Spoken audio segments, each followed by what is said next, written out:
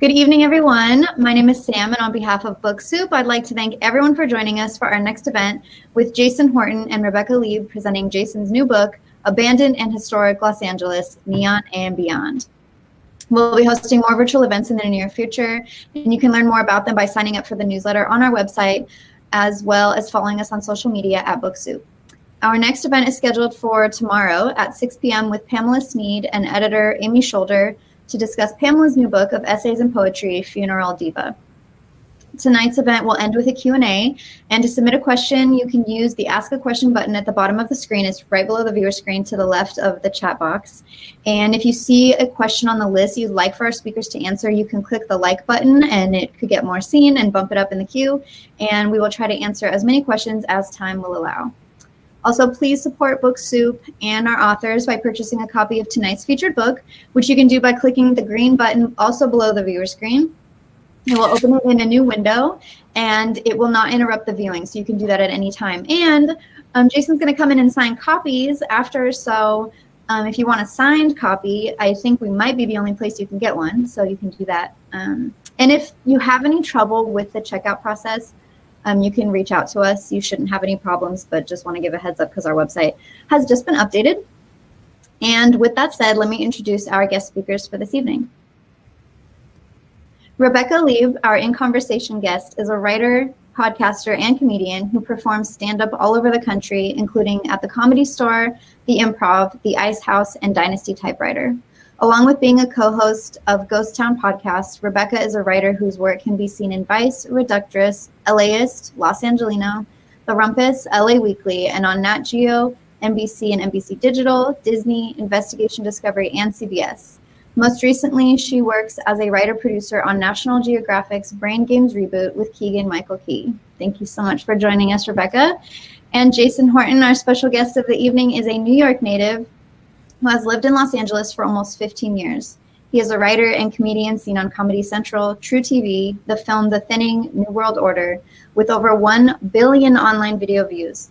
Jason also hosts the podcast Ghost Town and Strange Gear. Ghost Town is currently a top 200 history podcast on Apple Podcasts. And without further ado, I'm going to turn the camera over to our guest. This is where everyone in the store would clap for you. And thank you both so much for being with us tonight. Thank you. I clapped earlier, but I can clap loudly now. Yeah. Oh, I already don't like, Rebecca, that your bio is way more impressive than mine. To sit and listen to your own bio for 30 seconds is very humbling. Yes. It's not fun. So let's move beyond it, I guess. This is so great. Thank you all, 41 people. Thank you all so much for being here. Jason has worked for over 2 years on this book, I believe. It's been a long road, and I can't wait to hear all of the processes that went into it, and we're going to take questions at the end. Yeah, I mean, this will be a lot of fun, I think. Anyway, let's get started because we're not getting any feedback because we're online. Unless you want to say something before we start. No, I was going to say, Rebecca has a lot to do with this book. She wrote the foreword, which I didn't know really what a foreword was. I was like, can you write the foreword? We're trying to figure out what that was. I'll Google foreword and see what is required of me. But Rebecca wrote the foreword, and I sent so many revisions of this book to her to kind of I didn't feel confident until she kind of signed off on it, because it's kind of a lot of moving parts, and I needed a few people to look at it, but Rebecca I trusted to look at it because she has a college degree, and I have like half of one. So by that alone, Rebecca is more qualified, and you heard her bio, so she is she's obviously very, very qualified. I think we're still listening to her bio. It's still going. Yeah, it's still going. Could it stop, please? Enough. Although my student loans, I guess. Those pay student loans. Yeah. Bio credits, good, excellent. Amy Huber just gave a clap emoji. I love that. Yeah. And she is really looking forward to this event. Yeah, that's the attitude that I like. Unless Amy's like, can we cut this down? Can we make this less? The cut down emoji. The cut down emoji, which is understandable. No, it's great. That's great. Thank you. Point taken. Noted. We'll do it next time at Book Soup. but it's a she clarified it is a clap, everybody. Thank you. But I think people want to hear about kind of why you wrote this book. Sure. I think it goes back because, I've been asked that question just in general, and I never really stopped to think like, well, before I attempt to write a book, let me think of where it all started. I don't think that's really people's process, but my cat is going crazy for food right now. Well, you know what I mean? The boss is the boss. I don't know what to tell you. That cat. Don't touch that cat. That's my editor. That cat needs to wait 45 minutes. And I thought back to what was like the impetus of the things that interested me. And where I grew up in New York, which is about an hour outside New York City, it was a lot of history. There's a lot of the Revolutionary War took place there, and it's George Washington's last encampment, and various political and historical places and buildings. And I think from an early age, going to the Museum of Natural History in New York City and just going to a lot of museums and seeing a lot of placards and seeing a lot of history, I think was something that I was like, wow, this is really interesting, even if I don't really understand all the nuances of what's going on. Like we have like a Wikipedia now, if we want to break it down really easily. But I think I always liked the idea of something really old surviving. And I think it kind of started from there. And then I've always been interested in that. Anytime I traveled, I was like, I don't care who sat here, what building was here. And then I think me kind of settling into myself and realizing like what I was interested in and what I was not interested in, and living in Los Angeles, I think really helped that because it's such an amazing city. And, I'm sure early on I thought like, oh, wow, this is like when I watched Three's Company, I was like, this is great. I want to be Jack Tripper. I don't know if people, I'm really aging myself here. I'm 73, so, but I look great for 73. You do. But just thinking of I was like, wow, that looks like so much fun. Or even later, like watching Beverly Hills 90210, I was like, oh, wow, this is great. And I hated the snow and I hated scraping ice off my windshield. And I was like, I wanted to move to California for years. And then I had a friend who moved to San Diego on a whim. And I was like, I'll go to San Diego. I've never been to California. And then I lived there for a few years and then moved up to LA, getting involved with the comedy community and was commuting back and forth. So I finally moved. I think settling here and kind of realizing all the history that it's like such a young city, compared to the United States. And just like I think it was a year ago, maybe a year or two ago, I was in Prague, and there'd be a building that was like 1100 AD, which compared to the United States is really young, but in the United States, Los Angeles would be really young. And I think a lot has happened in a short amount of time, and there's a lot to take in. And there's a lot to be interested in culturally, and there's also a lot of darkness inherently with people that want to be stars or follow their dreams. And there's inherently a lot of failure and a lot of no's and a lot of inherent sadness that comes with it. And I think that's what kind of really brought what was interesting out in me. And then, from there, I just had those interests, and we, started the podcast Ghost Town. And, we talk about a lot of these things. We talk a lot about LA kind of selfishly, but we go to a lot of these places, so it's hard not to. And then I think it's the places that will really, really interest me. What happened there is really interesting, but you can't look at a place and say, oh, I know what happened there based on looking at it. But you can show a place and evoke an emotion or a feeling or how it makes you feel. And then I found other people that were interested in, like, you like old neon signs or like an abandoned building, or this movie was filmed here. And, you think you're the only one. 1973, yes. You could say it's 1990. I was born 1990 if you want to. Whatever we want to do. We can change my narrative here, right? I'm just 29. Yeah, right. I mean, in LA years. Exactly. But I think all that kind of happened, and I think I always wanted to be someone who made a book. Like, just I don't know how to do it. I was always impressed with people who did it. I was like, even for better or for worse, they made it happen. They steps, and it's something you can touch and look at and open. And I was just like, wow, that seems so out of reach. I thought moving to California, living in Los Angeles was something somebody else did, or like working on a television show, or meeting somebody famous, or working with somebody that you're like, I grew up watching you on TV. We've done that before. I was such a, I thought it was something other people did, and then I found that it could be something that I could do or anyone could do if you just have the the enthusiasm and you have the interest and desire and a rudimentary understanding of how to do it. I'm living proof that anyone could do literally anything. What an inspiring story for everybody here. But it's really experiential, right? Like the idea of anything happening at any given time and your relationship to these places being so different person to person. And I think, like, what do you want people to feel when they look? Your book is a compilation. It's a lot of photographs. It's testimonials. It's supposed to evoke a mood. Yeah. Looking at these photos. What are you hoping that the reader feels, if anything? Well, what I wanted to like divorce myself from the book in a sense where it's not a book about me, for me. That's something I wanted to avoid because I don't think that's very interesting. And when Brian F., gives his next LA tour and he uses stuff from the book, it would be very, very boring if it was just me. And I wanted to make, the Los Angeles is the author and the publisher and all that. But thank you, Arcadia, for publishing it, by the way. I don't know. Nobody's the publisher. I mean, they are the publisher. Great working with you. But I also wanted people to see the LA that I saw because in making this book, I'll just hold it up. This is what it looks like. It's real. It's a thing you can touch. It's that book.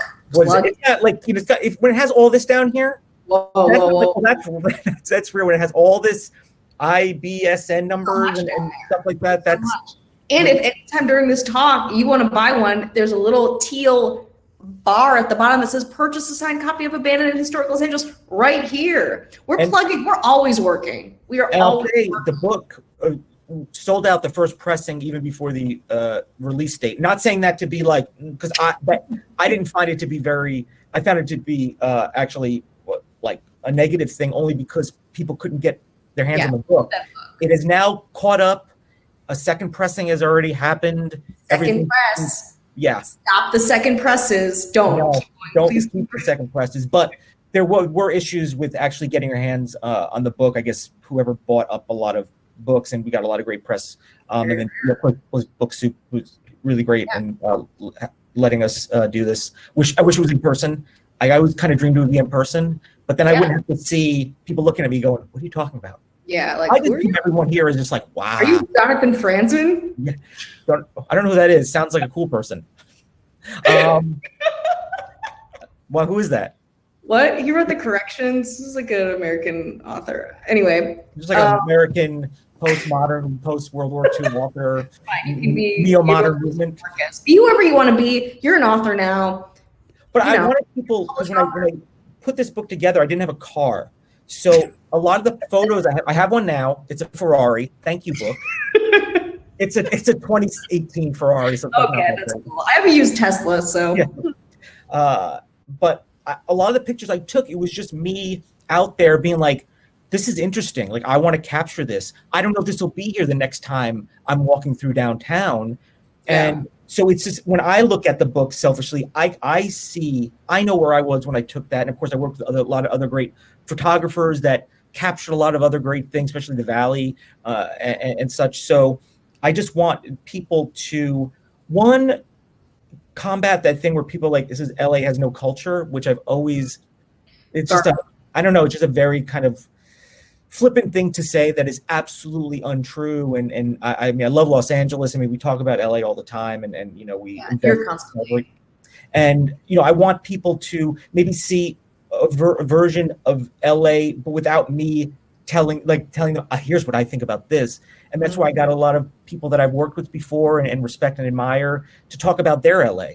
Mm-hmm. So mixed with some of my LA and Rebecca's LA. And I think you get, you get kind of like this 360 view of it. And, that was my only goal, is for people to look at this and be like, I like looking at this abandoned mall. Yeah. It's a very exciting thing when you find someone else who likes that. And I've actually found people that I kind of knew ancillarily had reached out to me. They're like, I love this stuff. Like I this is so cool that you did this. because you don't think anyone else cares. I think with anything that sometimes we're interested in, especially if it's a very small, very kind of niche thing, but those niches are really, really big with, something like the internet out there. And I think that's people have been really great and really encouraging with this book. And it's been a process, and, especially it was supposed to, I think we were talking about it coming out earlier, but we kind of pushed it because, I didn't really feel like promoting a book. I mean, I don't really ever feel like promoting a book, but I love talking about it. So we kind of pushed it until we couldn't really push it anymore. And then, we just kind of carefully kind of talking about it, but I'm happy to talk about it now and stuff like that. And I think people aren't looking at it being like, I don't need a reminder of what LA is about right now. I think people are really cool, excited in LA. People that live here are really excited, and people that live in other places that maybe LA is to them what it used to be to me, this thing that you only saw on television, or that's romanticized for better or for worse, that it's a real tangible place by a regular person with a Ferrari, 2018 Ferrari. Just a regular guy, ageless and rich. Yeah, that's it. It's a good point of connection. But yeah, I think that's true. And again, just having this right now, the day after the Dodgers win the World Series, good example of how the city can change so quickly, how unexpected things can be, how much of a community, kind of a latent community. And I think it's really easy for people to dismiss LA in lots of ways, which is part of what I love about it. I'll show just a picture of something that was, when it was put in this book, I probably should have, but I'm kind of just doing this kind of freestyle. There's a photo I want to show that is something that was there when we were putting together the book, and now is no longer there. Okay. Right here, the House of Spirits in Echo Park. Yeah, that's right up in my neighborhood. Right in your neighborhood. If you go by this location, it does not look like this anymore. It is, it is now like a outdoor. It's just white. I think they're. I don't know if the Museum of Neon Art has anything to do with it, or Valley Relics Museum has anything to do with it. But I know they're refurbishing the sign. But right now, it's just a plain white. It's like a enclosed place to eat. I guess an eatery, which I understand. Like, took it over, which is the next door place. Which again, very sad. That was one of my favorite signs, neon signs, probably ever. It's so wonderful. And the name House of Spirits, right up my alley, right up our alley, really, where it's like this play on, spooky ghost stuff, but actually means alcohol. I just explained that to you as if none of you knew that. But it's sad. And again, it's already like the book is documenting these things that are changing. And it's hard too, because I think we have a different relationship with architecture and design here than a lot of places have. It's very impermanent. It does feel like one of the ways the city mirrors entertainment, where things are created and destroyed just as easily. But yeah, is there a favorite place in the book that you profiled, and why? There's a lot of places. I mean, they're all great, but there's a few places that for some reason I would drive by them, and it would be not, it wouldn't be a classic Los Angeles location where you'd be like, I know what that is. Going from where I am on the east side to Burbank, I guess it's technically Glendale-ish area, but there is a vacant Wonder Bread outlet store, which are, the idea of like an outlet store for Wonder Bread is completely outdated and unnecessary. But it was such a cool empty building that was sitting there. It's in the book, this book right here. It's, or you could just look up pictures of it. I don't know. Either way. No, don't tell them to look it up on the internet. I'm trying to I'm just trying to bring value. But it would be something, I drive by that and I was like, it's still there. And I was like, I wonder when I'm going to drive by that and it's going to be gone. So I made sure I took a bunch of pictures of that, because the facade is still well intact. And it's just still standing there. People don't know what to do with it. So that would be one of them. There are a lot of abandoned vacant malls, which obviously... You've always been a fan of a vacant mall since I've known you. That's kind of, in my mind, that's like the cornerstone of like all the things, the idea of the mall and how it's been phased out over the years, right before our very eyes. And I grew up in mall culture, like a lot of people have, and how it was represented in movies and television shows. It was like everything. It was like, especially with Los Angeles. Oh man, are you kidding me? Like I was like, malls in LA have people are roller skating. Yeah, people have ponytails. Guys have pop collars. Everyone's cool. Yeah. And in fact, the first strip mall, the outdoor mall was invented here in LA with Chapman Plaza in Koreatown. Yeah. It's just it's such a cool thing. And, it's hard to get photos of malls that you could use, you know what I mean? They're out there, but I have some of the Hawthorne Plaza Mall in Hawthorne, California, that I was there working on one film mentioned in the bio. Oh, should have been paying attention. There's gonna be a quiz. But I was there and I was looking around. I was like, this is familiar.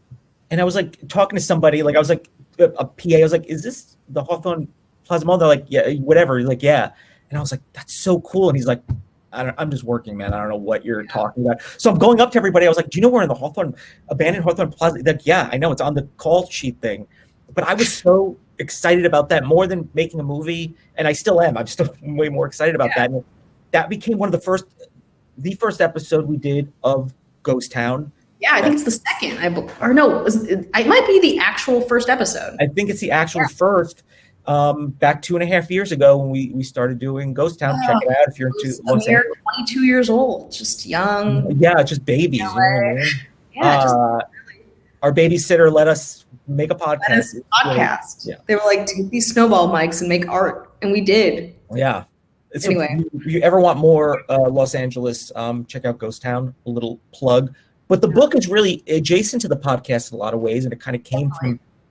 We were approached about like doing books and making a TV show based on the podcast, and the book wasn't the right thing for us at that time, and then somebody else said, I was like, oh, I'm going to make the book. Like, it shouldn't be harder to make, to get a green light, like a television show it is like for a public, I was like, no, I can do it. I can make it happen. And I don't like being told that I can't do it when I've seen other people do it. And I was like, I don't say it's going to be good, but I know that I could do it. And, because of the podcast and a lot of other things and the city of Los Angeles, it's a lot. I don't know if anyone is going to ask any questions, and I'm answering some of them, but I probably submitted the first manuscript to the book in January of this year. And so it's been such a long process. There was a couple of edits we did, I think, right in March. And there's like one photo that made it from the beginning of quarantine. There's only one photo that I went out and got, like when quarantine started, because I was like, we needed to size the things needed to fit in certain ways. So I got a photo I really liked. But really, ultimately, it's January. So it's like something, you submit in January. And then it goes back, a year before that. Talking about it and for so long, and it takes some time. If you're not, if you're self-publishing, it takes some time too, but you have to answer to people when you're not self-publishing it, I suppose. Yeah. What was the most difficult part of the process of researching, curating, editing the book?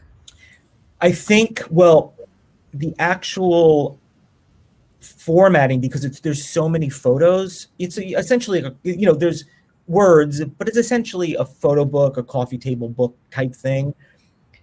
So and this book is in their series from Arcadia, their abandoned series, and it's a little bit different because mine isn't just abandoned, and I had other people. So this is, I think, their only book, which we had to kind of change the agreement and how we did it, but it's broken down. Abandoned, vintage, and historic, which that Venn diagram is very, the same, but that and all the pictures, because there's so many photos, and then there's like a master sheet, and then there's how it goes. And the thing that I was the most particular about it, because it would drive me absolutely crazy if the photos didn't say where they were, what part of LA they were from. I would absolutely lose my mind. So there's just these sheets and Excel spreadsheets with these little things. And then, if I didn't take the photo, to credit the photographer. So there's a bunch of, Rebecca, some of your photos in there, and there's probably 6, 7 other people, either they had a couple of photos or a few more, and making sure that's all in there, and driving me crazy. Am I spelling these names right? Yeah. With 140 photos, like that is the actual text, aside from the fact of like getting people on board with it, because I know a lot of really great, interesting people, had a lot of cool people say no. Yeah. But because I don't, like, if they're like, well, what is it? I was like, well, I won't know what it is until it's out. Yeah. It's not that much further from what I thought it was in my mind, but I don't know what I don't know. Like I already know, for another book, what I would change. It wouldn't be much. It would be more kind of structural, and I think my ability to curate, like I have enough for another book already that might, whatever, but that I've been kind of gathering because I've seen this book. Hew it up. Yeah. And now I can see what the aesthetic of another book would be. It would be different, so it's not the same thing again. But you don't know. But now that you have one, you could show somebody, or be like, hey, I want to do part 2 of this. They can look at that. Or I'm like, hey, do you want to be involved? And I want to ask somebody that's, a big time celebrity. You know what I mean? Like, I'm not going to ask Leonardo DiCaprio because like he owes me too many favors. You know what I mean? That's going to be weird. It's like, yeah. We have to hang out and just like be friends. He needs to apologize before you even. No, he owes me 6 apologies. But if I want to, and because I can at least show them what they may or may not be interested in. I think that helps. You know what I mean? And I'm sure I'm sure it would help. If you didn't know, if I had this book and I asked you to contribute something, it would probably be more helpful for you to know, like, hey, can you write the next forward for the book? You'd be like, oh, okay, I see what this is, or stuff like that. So it's a lot of the moving parts and I've never really done this before. I've produced billions of YouTube videos and written a bunch of short form things and scripts and such, but like something like this where I was like, well, once it's printed, I mean, they can do, they do a reprint, they can change little things, but essentially it's not, something we can just like update like a Facebook post or something like that. It's something that's kind of, it becomes what it is. And it really took my OCD to the next level. I mean, I was really freaking out a lot. Imagine. It's just, it pressed every button in me that said, have a meltdown. Like it did not, it wasn't comforting to me at any point. It was just like, once I got it out there, I was very, very relieved. So yeah, I'm sure. Okay, here's a question that I keep meaning to ask you just personally that I haven't yet, and I'm glad we have this opportunity. If there's one place in the book that someone coming to LA should visit, what would it be? Good question. Grab that book. Oh boy. Well, I'm trying to think, where would I send someone maybe with a bunch of... Where would you send like my parents from Wisconsin? I would send them definitely downtown because you get a little Angel's Flight. Yeah. That's a great answer. I mean, you can get, if you're interested in the world of true crime and weird and haunted, a little Hotel Cecil. Ooh. Oh, yeah, baby. Just a little bit. Just a little taste. You get, you get Hollywood, you get, I mean, if you're somebody that loves neon signs and storefronts, and the Valley has it all. The Valley is like, I mean, you want to see, here's just like some vacant mall for you. Oh my God. That's it. You get a little vacant mall right there. I need more mall. I mean, there's just so many. I'm going to try to find one of my favorite storefronts that I remember when I got this photo, I showed my wife and I was like, look at this old store. And she's like, great, thank you. And she grew up in the Valley, so she knows a lot of these places. She's like, yeah, I know. I know the place. I'm going to find it. Because it's like one of my favorite photos. If you're... Valley is really such an amazing part of Los Angeles. I cannot stress that enough. So much happens there. It's sprawling, true crime, architecture. It feels like it's very often overlooked. And it's very suburban. It's it's a newer version of like what downtown or like the missionary area would be. I don't know if you can see it, but this mint green J.C. Penney's. Oh my God! With the palm trees. With the palm trees up front. And it's just, it's like that mint. Look at that mint green. Oh, I love that. I love that color. And you got the other green inside of it. You got the two-tone. It looks like baked in the sun. It looks like it used to be like a little brighter, and it kind of like turned it down a little bit. Yeah. Oh, that's amazing. Where in the valley is that? I want to say Northridge, but let me. Oh, here it is. It is in. It is in. It just says San Fernando. All right. So it's just the San Fernando area, I guess. I thought it was Northridge, but it's up there. You can't miss it. But something like a J.C. Penney's. Think about like a Sears or a J.C. Penney's, or any of those former big box stores are now. They were anchor stores, and now they're persona non grata. So like an old Sears and old J.C. Penney, it is a thing of the past, and we find a really, really cool one. And they're all cool. They're all really interesting, and they're just so monstrous. Yeah. I think because they were like, it's Sears. It's got to be big, and it's got to have everything, and it's going to last forever. And in a lot of ways, it did. A wedding dress and a dishwasher here. Yeah. So get everything, and it paved the way, obviously, for the Walmarts and such. But yeah, I mean, things like that are they're so massive. It's like, what are you going to do with this huge, massive, the Sears in Boyle Heights, which is, landmark status. You look at it, you know what you're looking at. The little storefront is open. I mean, it's literally just, but then 98% of the building is monstrous. They used to be one of the biggest warehouses where people would roller skate with the stuff coming through. God. That I wish I could see that. So, I never will.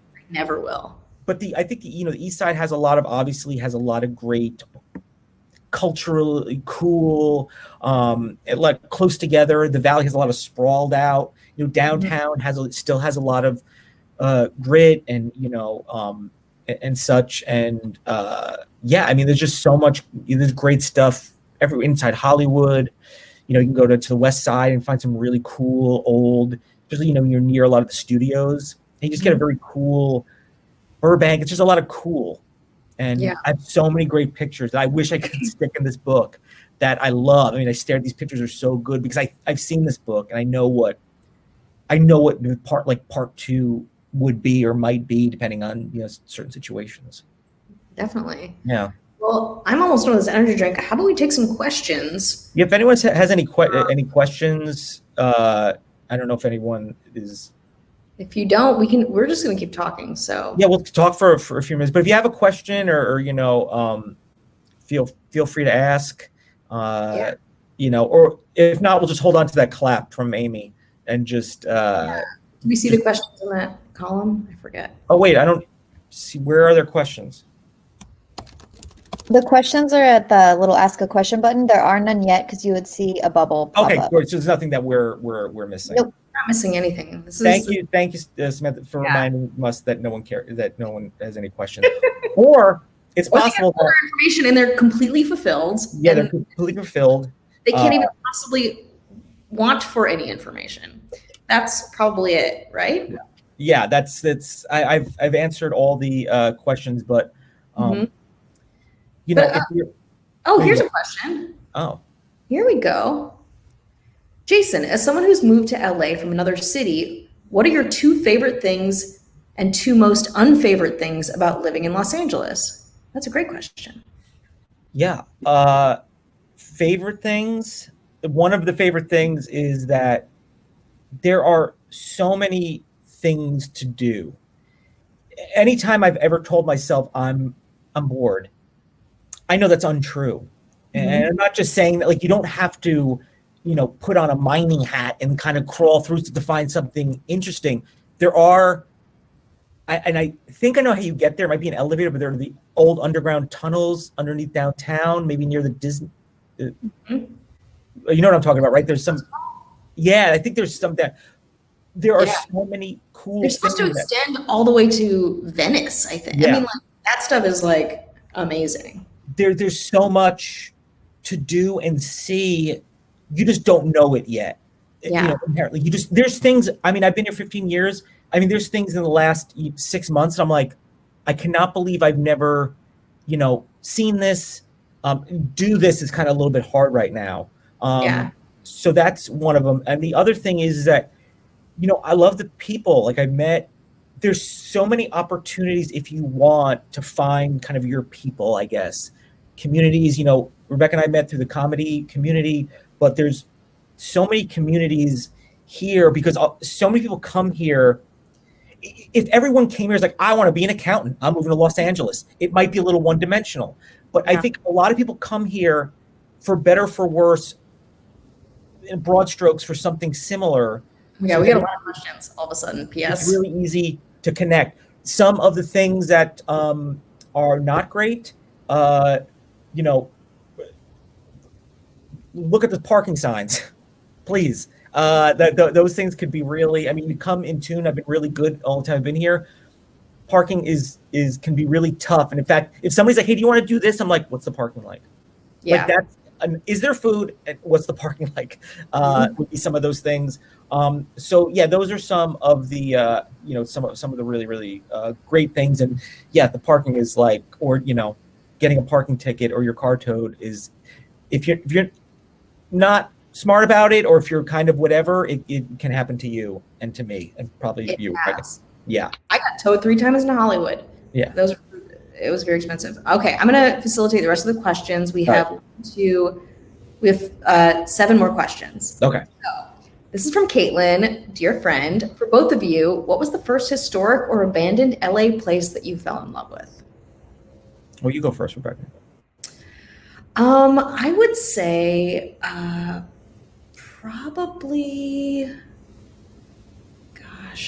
probably downtown, the Bradbury building, because my dad used to work there. So I visited it first a long time ago. And there's pictures in the book of the Bradbury building.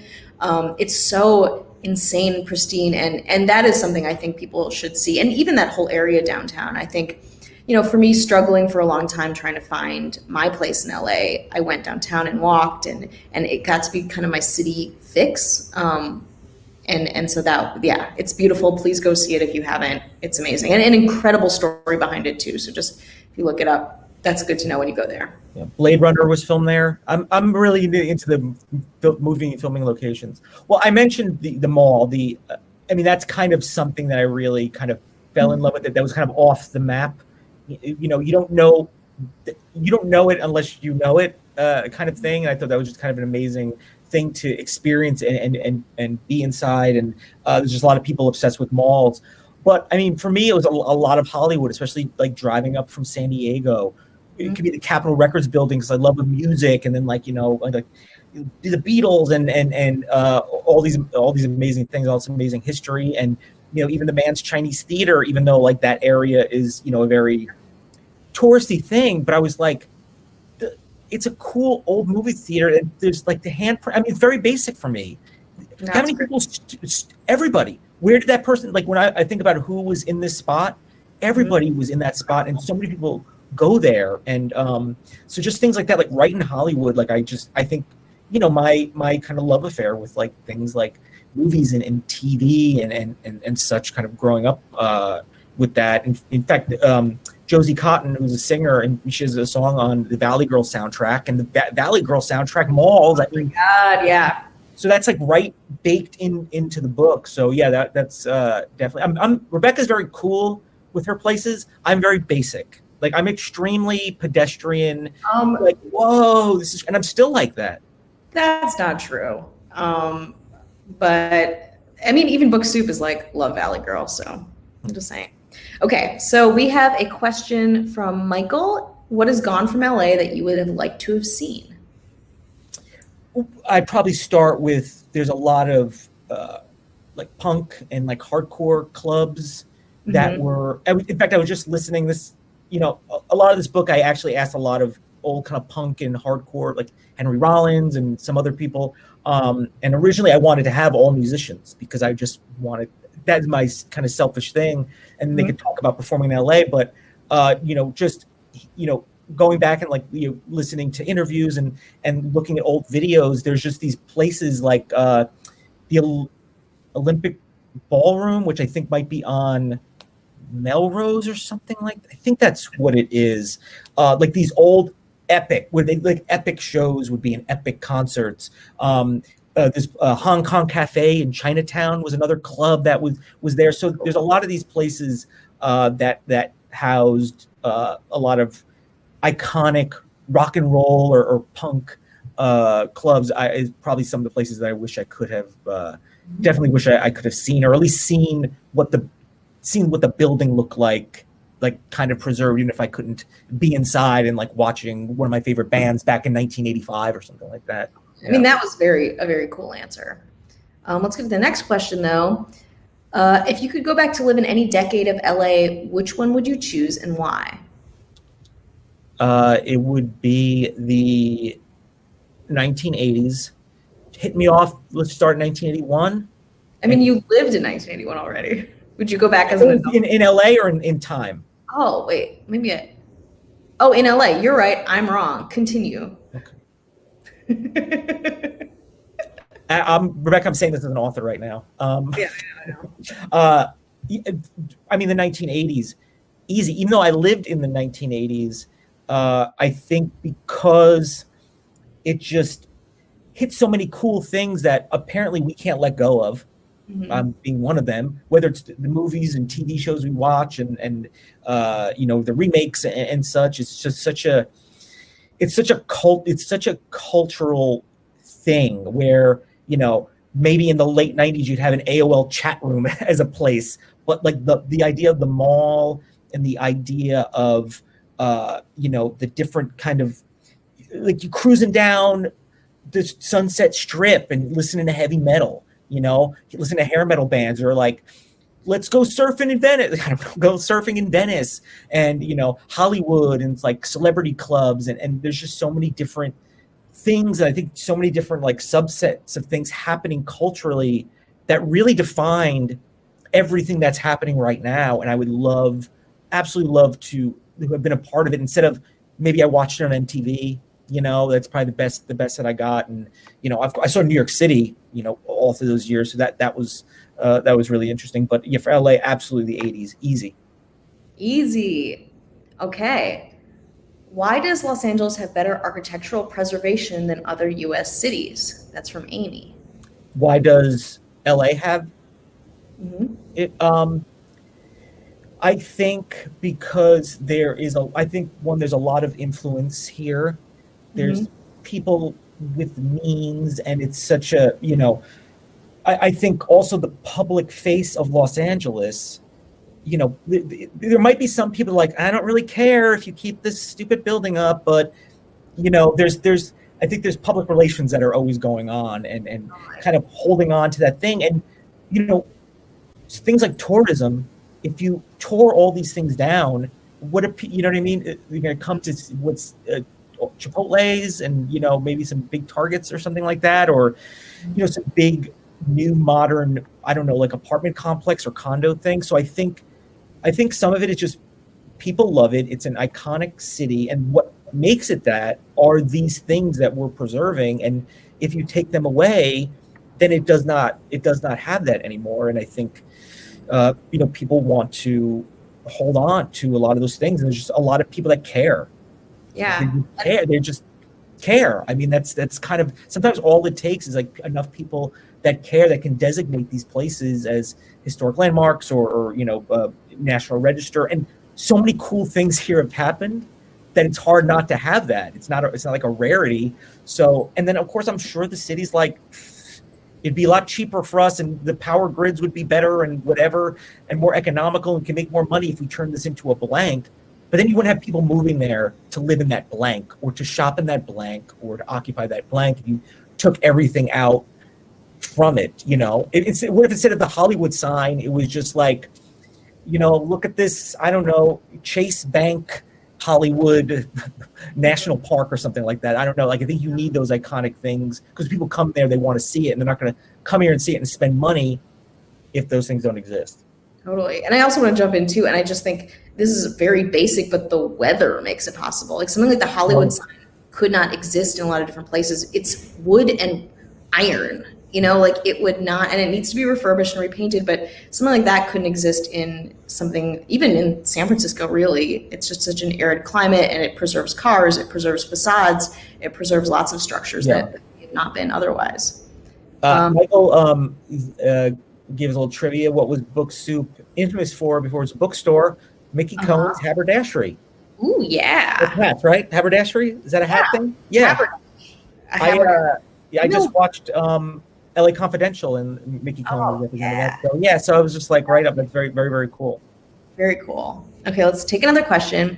I'm a member of the LA Conservancy, awesome, and wondered if they were an influence at all or whether the book was entirely from your own walks or experiences. Also would love to see the historic Culver Hotel, yes! Rare Flatiron building in LA in book 2. Absolutely. That's from Katrina. Totally agree with you. So was the book, can you say, what was it just, what was the thing again? I wish I could see it here. Yeah, it was if you were influenced by the Conservancy, or if it was entirely your own experience, and if the Culver Hotel, which I have a lot of history on, could be in the next book.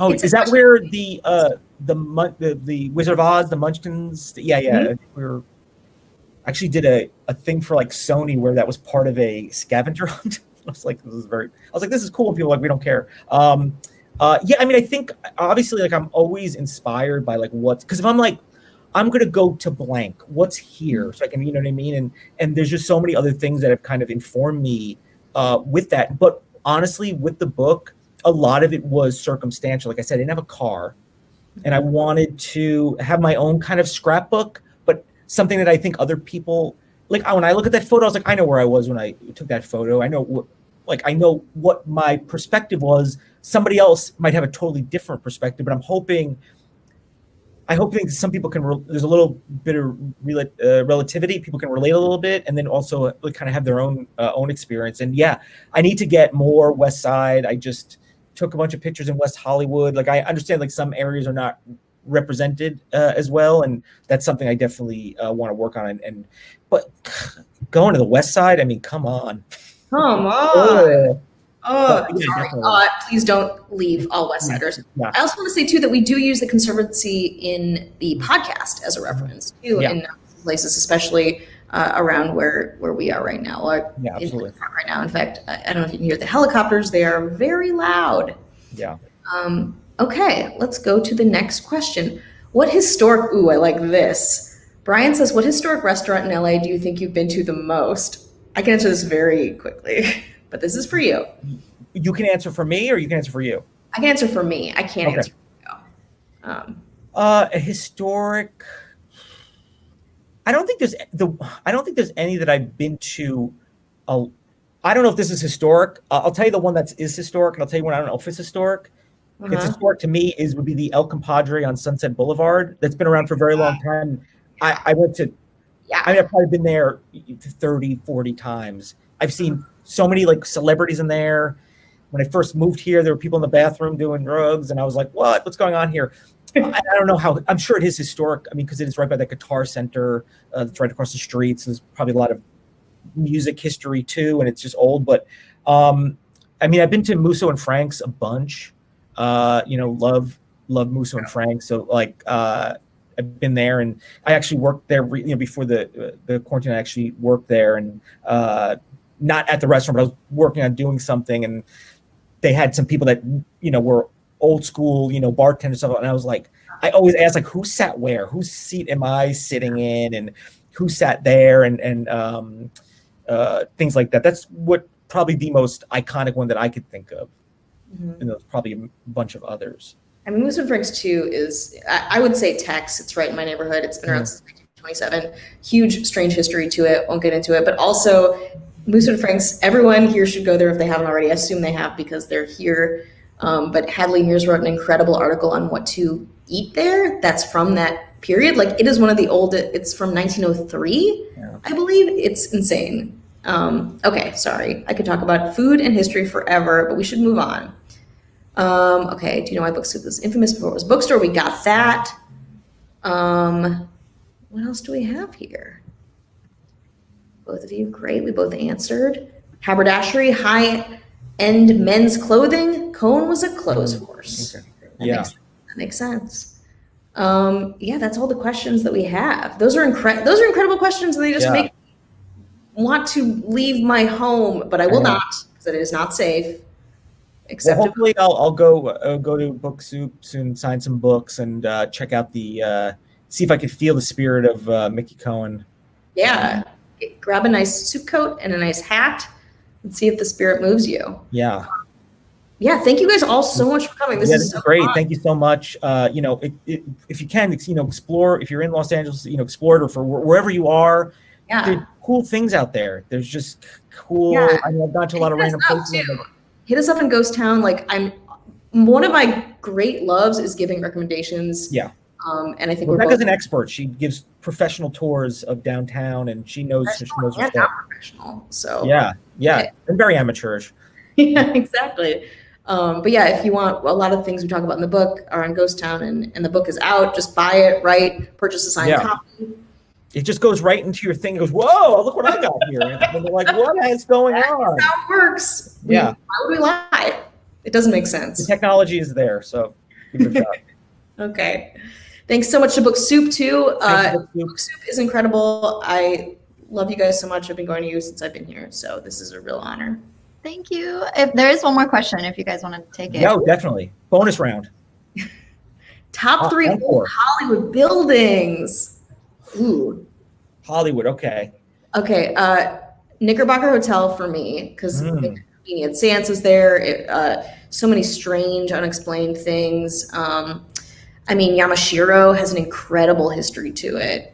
This question was not for me, but I'm answering it. No, don't do it, because and honestly, I mean, the Dolby, again, it's kind of basic, but it's just the energy there. Well, no. I think I would say the Frolic Room. The Frolic Room feels so that's noir. good. It's so like dirty. I mean, people have died there. You know, people have gotten shit-faced there. It's a place where it's like, talk about where you feel like you are in old Hollywood. It's in the book too. I mean, that's right. It wasn't important, but when you see the Frolic Room sign, you're like, oh, this is like.